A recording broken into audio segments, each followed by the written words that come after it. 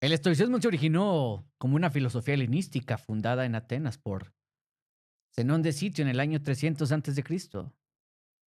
Fue influenciado por Sócrates y los cínicos y estableció grandes debates con los escépticos, los académicos y los epicúreos. El nombre proviene de Stoa Poikol o Porche Pintado, un mercado abierto en Atenas donde los estoicos originales solían reunirse y enseñar la filosofía. El estoicismo se trasladó a Roma, donde floreció durante el periodo del imperio, siendo alternativamente perseguido por emperadores a quien no les gustaba, como por ejemplo Vespasiano y Domiciano, abrazando abiertamente por emperadores que intentaron vivir según sus enseñanzas, sobre todo Marco Aurelio. Influyó en el cristianismo, así como en varias figuras filosóficas importantes a lo largo de los tiempos. Por ejemplo, Thomas More, René Descartes, Baruch Spinoza. Y a principios del siglo XXI se produjo un renacimiento como filosofía práctica asociada con la terapia cognitivo-conductual y enfoques similares. El estoicismo es un tipo de ética de la virtud eudaimónica que afirma que la práctica de la virtud es necesaria y suficiente para lograr la felicidad. Sin embargo, los estoicos también reconocieron la existencia de indiferentes que podrían ser preferidos. Por ejemplo, la salud, la riqueza, la educación o los no preferidos como las enfermedades, la pobreza, la ignorancia, porque tenía algo positivo o negativo con valor de planificación con respecto a la capacidad de practicar la virtud.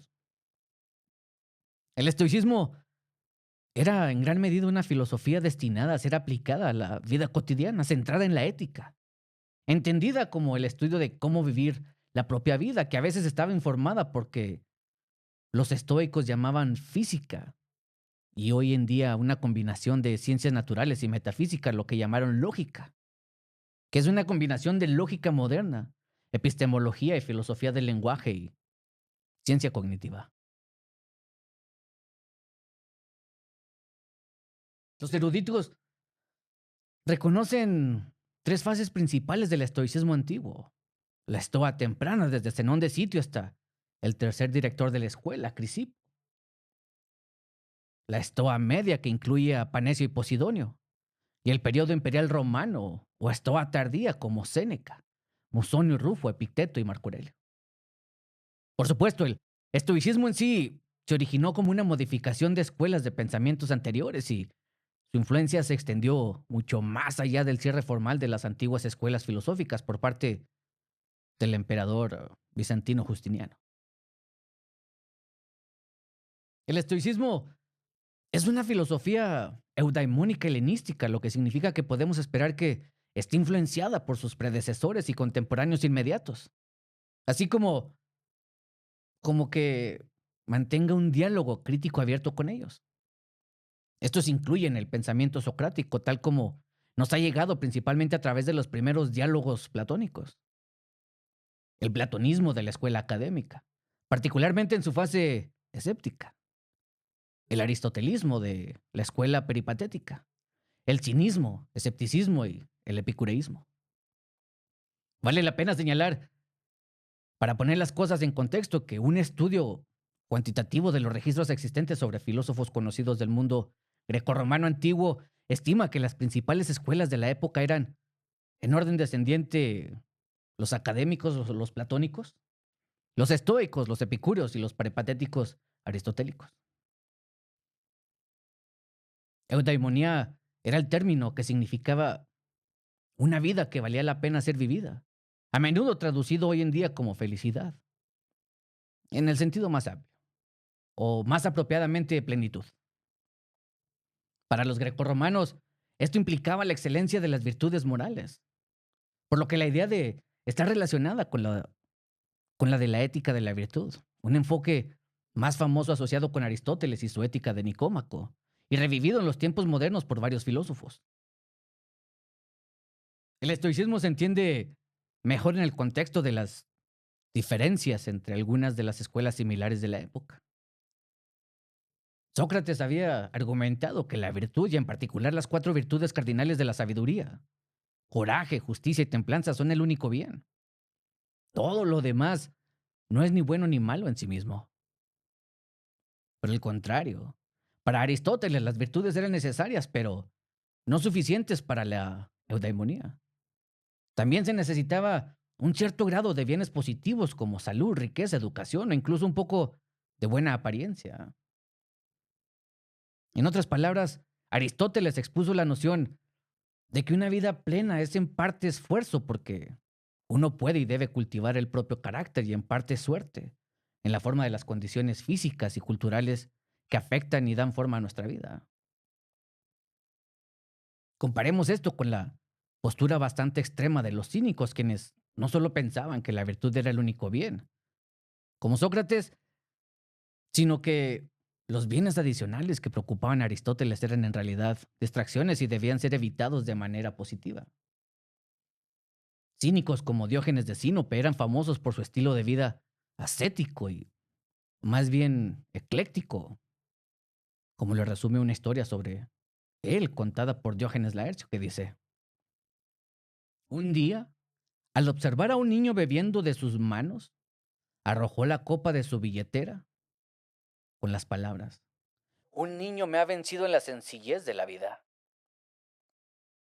Una forma de pensar en esto es que el enfoque aristotélico parece demasiado aristocrático.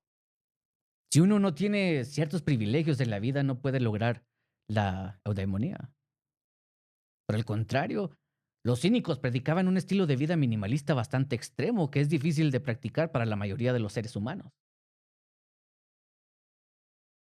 Lo que los estoicos intentaron hacer fue lograr un equilibrio, respaldando las dos ideas cruciales de que la virtud es el único bien verdadero, en sí mismo suficiente para la eudaimonía, independientemente de las circunstancias de cada uno, pero también que otras cosas como la salud, la educación y la riqueza pueden ser racionalmente preferidas o despreferidas, como en el caso de la enfermedad, la ignorancia y la pobreza, siempre y cuando no se les confunda con cosas como el valor inherente. La fase griega de la Estoa abarca el primer y segundo periodo desde la fundación de la escuela por Zenón hasta el desplazamiento del centro de gravedad de Atenas a Roma. Todo esto en tiempos de Posidonio en el siglo I antes de Cristo, quien se hizo amigo de Cicerón, que no es un estoico, pero sí una de las figuras y mejores fuentes indirectas sobre el estoicismo temprano. El estoicismo no solo nació, sino que floreció en Atenas, a pesar de que la mayoría de sus exponentes procedían del Mediterráneo oriental. Zenón de Sitio, lo que hoy es Chipre.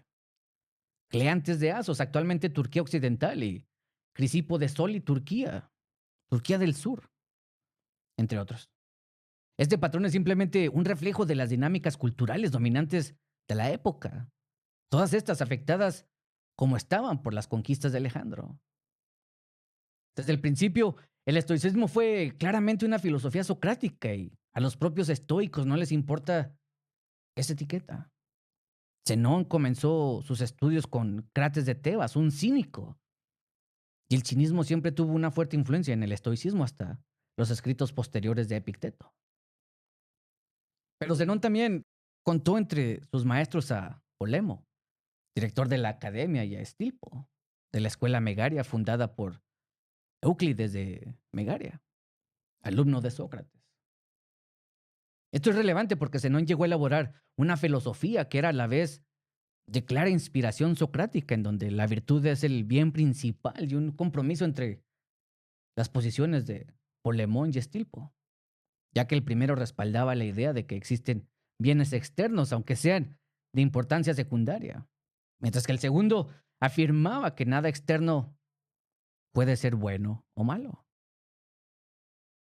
El compromiso consistió en la noción exclusivamente estoica de que los bienes externos tienen un valor estrictamente neutral,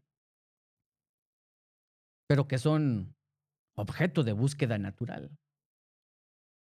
Zenón estableció el estudio tripartito de la filosofía estoica que comprende la ética, la física y la lógica. La ética era básicamente una versión moderada del cinismo. La física estaba influenciada por el Timeo de Platón y abarcaba un universo permeado por un principio activo o racional y uno pasivo, así como una red cósmica de causa y efecto. La lógica incluía tanto lo que hoy llamamos lógica formal como epistemología, una teoría del conocimiento que para los estoicos era decididamente empirista, naturalista. Los estoicos posteriores a Zenón no estaban de acuerdo en una serie de cuestiones y a menudo interpretaban las enseñanzas de Zenón de manera diferente. Quizás el ejemplo más importante lo proporcioné en la disputa entre Cleantes y Crisipo sobre la unidad de las virtudes. Zenón había hablado de que cada virtud era a su vez una especie de sabiduría que Cleantes interpretó en un sentido unitario estricto. Es decir, todas las virtudes son una, la sabiduría, mientras que Crisipo lo entendió de una manera más pluralista, que cada virtud es una rama de la sabiduría. Los primeros estoicos también podían ser obstinadamente antiempíricos en su apologética de los escritos de Zenón, como cuando Crisipo insistió en defender la idea de que en el corazón y no en el cerebro es la sede de la inteligencia. Esto iba en contra de la evidencia anatómica bastante concluyente de que ya estaba disponible en el periodo helenístico y les valió a los estoicos el desprecio de Galeno, que los estoicos posteriormente actualizaron sus creencias al respecto. A pesar de este paso en falso, Crisipo fue posiblemente el pensador estoico más influyente, responsable de una revisión de la escuela que había decaído bajo la dirección de Cleantes, una amplia sistematización de sus enseñanzas y la introducción de una serie de nociones novedosas en lógica. El aspecto del estoicismo que ha tenido un mayor impacto filosófico técnico a lo largo plazo. Las palabras de Diógenes Laercio son famosas cuando escribió que si no fuera por Crisipo, no habría estoicismo. En las 6 décadas posteriores a Crisipo hubo solo 2 directores de la Estoa, Zenón de Tarso y Diógenes de Babilonia, cuyas contribuciones fueron bastante menos significativas que las del propio Crisipo. Después tenemos que esperar hasta el año 155 a.C. para el siguiente evento impactante, cuando los directores de las 3 principales escuelas de Atenas, que incluyen a los estoicos, los académicos y los peripatéticos, fueron enviados por la ciudad a Roma para ayudar con los esfuerzos diplomáticos. Es interesante observar, al igual que la cuarta gran escuela, la epicurea estaba ausente debido a su postura de no participación política. Los filósofos en cuestión, incluido el estoico Diógenes de Babilonia, hicieron una gran impresión en el público romano con sus actuaciones públicas y, aparentemente, una igualmente preocupante en la élite romana, iniciando así una larga tradición de tensión entre filósofos y políticos de alto nivel que caracterizó especialmente al imperio posrepublicano, abriendo el camino para el posterior traslado de la filosofía de Atenas a Roma, así como a otros centros de aprendizaje como Alejandría. Comenzando con Antípatro de Tarso y luego, más obviamente, Panecio y Posidonio, los estoicos revisaron su relación con la academia, especialmente a la luz de la importancia ya mencionada del Timeo para la cosmología estoica. Al parecer, lo que más interesó a Posidonio fue el hecho de que el personaje principal de Platón en el diálogo es un pitagórico, una escuela que Posidonio, de forma tanto anacrománica, logró vincular con el estoicismo. Parece que el proyecto más amplio perseguido tanto por Panecio como por Posidonio consistía en buscar puntos en común entre los académicos, el aristotelismo y el estoicismo, es decir, las 3 ramas de la filosofía socrática. Este proceso parece haber sido en parte responsable del mayor éxito del estoicismo, una vez que los principales filósofos de las diversas escuelas se fueron de Atenas a Roma después de la diáspora del 88 al 86 a.C. Si la visita a Roma del director de varias escuelas filosóficas en el año 155 a.C. fue crucial para llamar la atención de los romanos sobre la filosofía, los acontecimientos políticos del 88 al 86 cambió el curso de la filosofía occidental en general y del estoicismo en particular durante el resto de la antigüedad. En aquella época los filósofos, en particular el peripatético, Atenión y el epicúreo Aristión, estaban políticamente a cargo de Atenas y cometieron el error de ponerse del lado de Mitridates contra Roma. La derrota del rey del Ponto y en consecuencia de Atenas supuso el desastre para esta última y provocó una diáspora de filósofos por todo el Mediterráneo. Para ser justos, no tenemos evidencia de la continuación de la Estoa como una escuela real en Atenas después de Panecio, quien de todos modos pasaba mucho tiempo en Roma. Y sabemos que Posidonio enseñó en Rodas, no en Atenas. Sin embargo, fueron los acontecimientos del 88 al 86 antes de Cristo que, en definitiva y permanentemente, trasladó el centro de gravedad del estoicismo desde su cuna griega a Roma. Rodas, donde también floreció una escuela epicurea, y Tarso, donde en un momento Augusto eligió a un estoico para gobernar la ciudad. Sin embargo, lo más importante fue que el estoicismo adquirió importancia en Roma durante la época tensa de la transición entre la última república y el imperio. Y Catón acabó convirtiéndose en un modelo a seguir para los estoicos posteriores debido a su oposición política al tirano Julio César. Destacan dos filósofos estoicos de finales del siglo I, Atenodoro de Tarso y Arrio Dídimo, como los precursores de las figuras estoicas más grandes y controvertidas, y Séneca. Tanto Atenodoro como Ario fueron consejeros personales del primer emperador Augusto, y Arrio incluso escribió una carta de consuelo a Livia, la esposa de Augusto, abordando la muerte de su hijo, que Séneca aclamó más tarde como una obra de referencia en terapia emocional, del tipo del trabajo que él mismo realizó y por el que se hizo famoso. Una vez que llegamos al periodo imperial, vemos un cambio decidido desde los aspectos más teóricos del estoicismo hacia tratamientos más prácticos de la ética. Sin embargo, esto no debería llevarnos a pensar que la vitalidad del estoicismo había caído para ese entonces. Conocemos una serie de nuevos tratados producidos por escritores estoicos de ese periodo, sobre todo desde la ética hasta la física y el resumen de las tradiciones de la teología griega de Cornuto. Es uno de los pocos tratados estoicos completos que han sobrevivido de cualquier periodo de la historia de la escuela. Aún así, es cierto que los estoicos más conocidos desde la época fueron maestros como Musonio Rufo y Epicteto, o políticamente activos como Séneca y Marco Aurelio, lo que moldeó nuestra comprensión del periodo como contraste con los fundaciones y más teóricos, uno de Zenón y Crisipo. Es importante destacar que es de finales de la República y el Imperio, donde también obtenemos algunas de las mejores fuentes indirectas sobre el estoicismo. En particular, varios libros de Cicerón y vidas de los filósofos eminentes de Diógenes Laercio. Y esta literatura influyó en escritores posteriores mucho después del declive del estoicismo, particularmente en Plotino e incluso en el neoplatónico Simplicio del siglo VI después de Cristo. A pesar de todo esto, lo más vital del estoicismo durante el periodo imperial romano es también que es lo que posiblemente hizo que el impacto de la filosofía reverberara a lo largo de los siglos.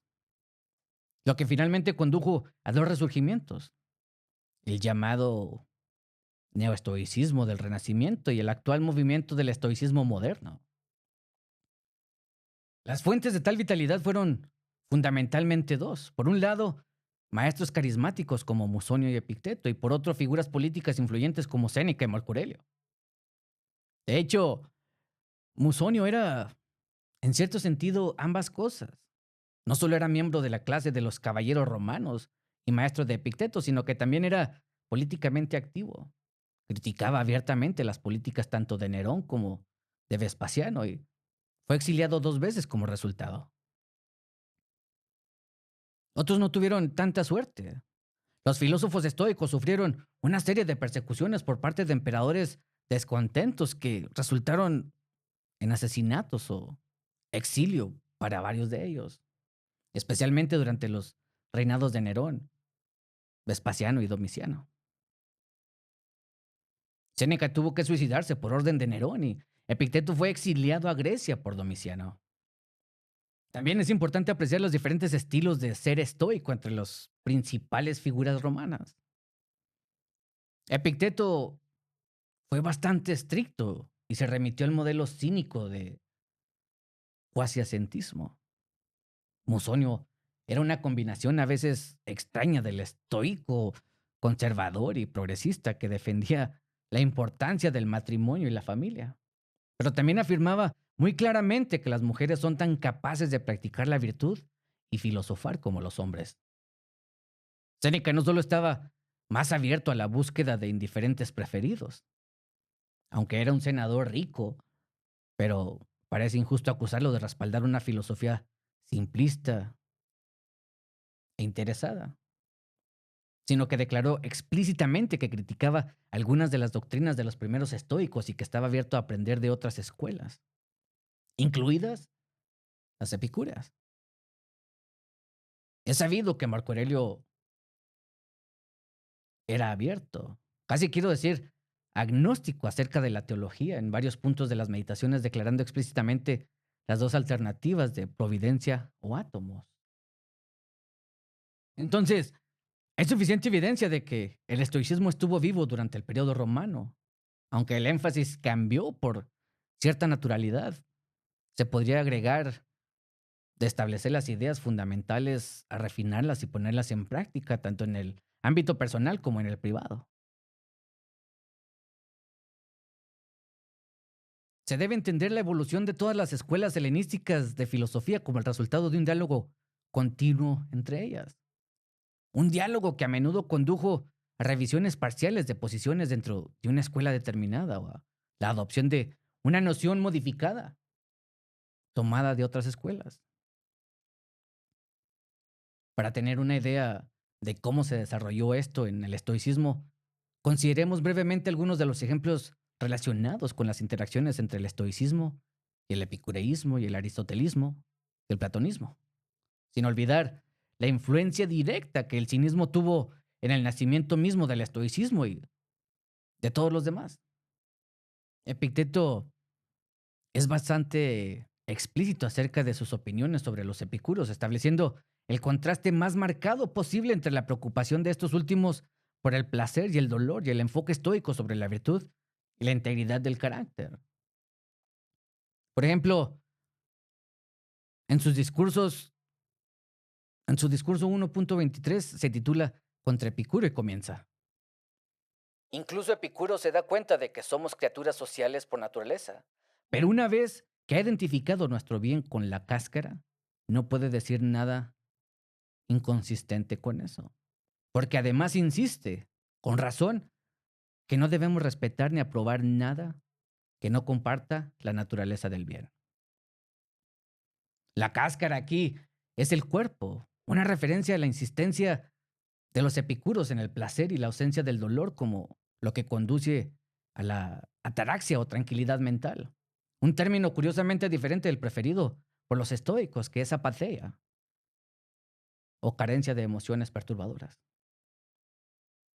Una sección más larga en el discurso 220 se titula Contra los epicúreos y los académicos, al comienzo de la cual Epicteto pone en evidencia, en su opinión, las teorías de los rivales que entiende como claramente poco prácticas y contrarias al sentido común, en donde dice, incluso las personas que niegan que las declaraciones puedan ser válidas o impresiones claras, es decir, los escépticos, están obligadas a hacer uso de ambas. Casi se podría decir que nada prueba más la validez de una declaración que encontrar a alguien obligado a usarla y al mismo tiempo negar que sea sólida. Epicteto llega incluso a sugerir que Epicuro es incoherente, ya que aconseja una vida de tranquilidad retirada lejos de la sociedad y sin embargo se molesta en escribir libros sobre ello, demostrando así que, después de todo, se preocupa por el bienestar de la sociedad. En el mismo discurso, agrega que Lo que lo impulsó a levantarse de la cama y escribir las cosas que escribió fue, por supuesto, el elemento más fuerte del ser humano, la naturaleza que lo sometió a su voluntad a pesar de su fuerte resistencia. Al atacar a los escépticos, entre los académicos, Epicteto intensifica significativamente la retórica, diciendo, ¡qué farsa! ¿Qué estás haciendo? Tú demuestras que estás equivocado a diario y aún así abandonarías estos esfuerzos inútiles. Cuando comes, ¿dónde llevas la mano? ¿A la boca o al ojo? ¿En qué te metes cuando te bañas? Cuando confundiste alguna vez tu cacerola con un plato o tu cuchara para servir con una brocheta.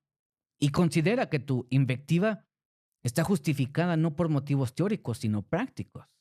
Podríamos dar a los adúlteros motivos para racionalizar su comportamiento. Tales argumentos podrían servir de pretexto para apropiarse indebidamente de fondos estatales. Un joven rebelde podría animarse aún más a rebelarse contra sus padres. Entonces, ¿qué es? Según tú, bueno o malo, virtuoso o vicioso, esto o aquello. Aún así, no todos los estoicos rechazaron por completo las ideas académicas o epicúreas. He mencionado el relativo agnosticismo de Marco Aurelio sobre la providencia contra los átomos. Y Séneca a menudo simpatiza con los puntos de vista epicúreos. Esto tiene como objetivo mostrar que incluso algunas de las ideas de la escuela rival son congruentes con las estoicas. Sin embargo, en Preguntas Naturales lo afirma muy claramente Séneca diciendo, no estoy de acuerdo con todas las opciones de nuestra escuela. Cicerón en el libro 3 de Finibus ofrece algunas vislumbres del desacuerdo entre los estoicos y aristotélicos a través de su diálogo imaginario con Catón, en donde escribe, Carneades nunca dejó de sostener que en todo el llamado problema del bien y del mal no había desacuerdo en cuanto a los hechos entre los estoicos y los peripatéticos, sino solo en cuanto a los términos. Por mi parte, nada me parece más manifiesto que el hecho de que existe una diferencia de opinión más real que verbal entre esos filósofos sobre estos puntos. Los peripatéticos dicen que todas las cosas que bajo su sistema se llaman bienes contribuyen a la felicidad, mientras que nuestra escuela no cree que la felicidad total comprenda todo lo que merece que se le atribuya a una cierta cantidad de valor. Esto es refiriéndose a la diferente tratamiento de los bienes externos entre aristotélicos y estoicos. Hay ejemplos bien documentados de opiniones estoicas que cambian en respuesta directa a los desafíos de otras escuelas. Por ejemplo, la posición modificada sobre el determinismo que fue adoptada por Filopator, como resultado de las críticas de los filósofos peripatéticos y platónicos medios. También tenemos ejemplos claros de ideas estoicas incorporadas por otras escuelas, como en el caso de Antíoco de Ascalón, quien introdujo nociones estoicas en su revisión del platonismo, justificando su decisión, afirmando que Zenón y Aristóteles de hecho desarrollaron ideas que estaban implícitas en Platón. Finalmente, el estoicismo encontró su camino en el cristianismo a través del platonismo medio, al menos desde Clemente de Alejandría.